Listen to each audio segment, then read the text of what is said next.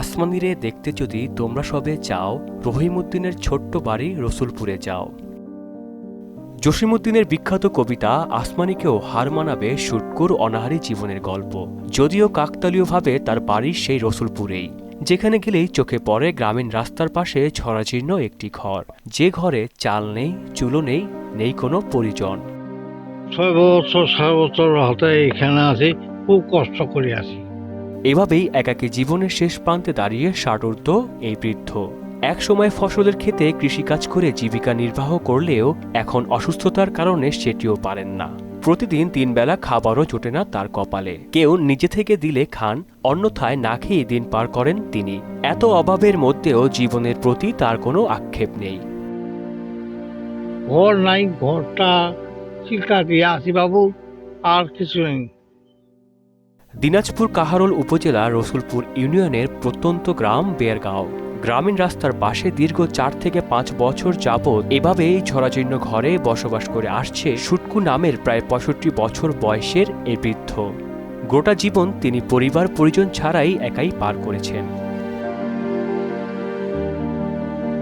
কথা বলে জানা যায়, মনের আক্ষেপ থেকে বিবাহ বন্ধনে আবদ্ধ হননি।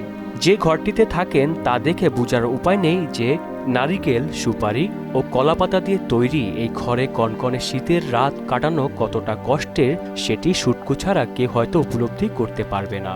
শুধু তাই নয়, বর্ষাকালে তার কষ্ট বাড়ে দ্বিগুণ। উপদ্রব বেড়ে যায় সাপ, পোকামাকড় সহ অন্যান্য জীবজন্তুর। ওনার কেউ নেই, আগা পাশা কেউ নেই, ওনার অনেক দুঃখ।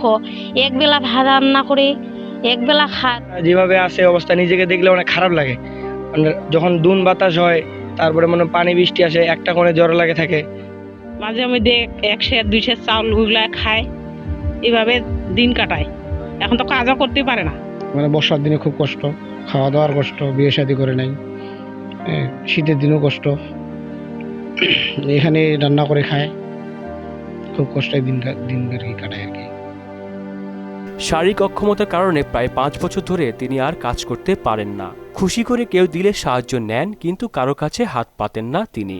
শীতের দাপট ও বর্ষা এলে ঘরের এক কোণে বসে থাকে রাত কাটানোর কষ্টের কথা জানালেন পূর্ণচন্দ্র রায় শুটকু। 6 বছর 7 বছর হতে এখানে আছি, খুব কষ্ট করে আছি। কোনো ভাতা টাতা পাই না, কোনো সরকার কোনো পাই না। আমি কোনো সময় যদি মানুষ আনি দেয়, এইখানকার গ্রামবাসী লোক চাউল আনি দেয়, সেটা আশা করে ওইলে খাই। আর তাছাড়া কোনো পারি না, আর রান্না বান্নাও করিয়া পারি না। আমার যেন কইসিনি সরকারের কাছে, আমার কোনো দেয় না, চেয়ারম্যান কোনো দেয় না। ইউনিয়ন পরিষদ থেকে ভাতাসহ অন্যান্য সুযোগ সুবিধার জন্য অনেক চেষ্টা করা হয়েছে, তবে মিডিয়ার মাধ্যমে তার বিষয়টি নজরে আসলে উপকার হতো।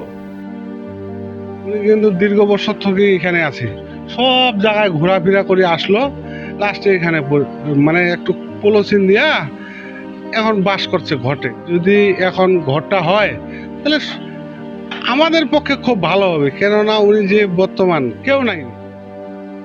সরকারিভাবে গৃহহীন মানুষের জন্য আশ্রয়ন প্রকল্পের ব্যবস্থা আছে। শুটকুর জন্য সেখানে একটি ঘর বরাদ্দ দেওয়া হোক, এমনটাই দাবি স্থানীয়দের। আহসানুল হৃদয়, মোহনা ডিজিটাল।